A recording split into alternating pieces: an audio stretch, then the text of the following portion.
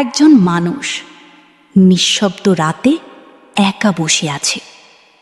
তার জীবনে অনেক সমস্যা, দুশ্চিন্তা, ভয়। সে জানে না কি করলে শান্তি পাবে।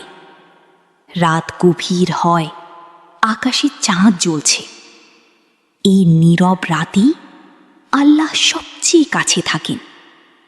হঠাৎ সে মনে করল একটা ছোট্ট দোয়া।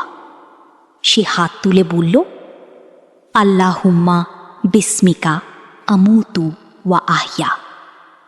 দোয়া শেষ হতেই তার মনে এক অদ্ভুত শান্তি নেমে এলো। মনে হলো কেউ তাকে রক্ষা করছে। সকাল হলো, তার জীবন আগের মতো নেই, কারণ সে বুঝেছে আল্লাহর উপর ভরসা করলে কখনো একা থাকতে হয় না। তুমিও আজ থেকে ঘুমানোর আগে এই দোয়া পড়ো, হয়তো তোমার জীবনও বদলে যাবে।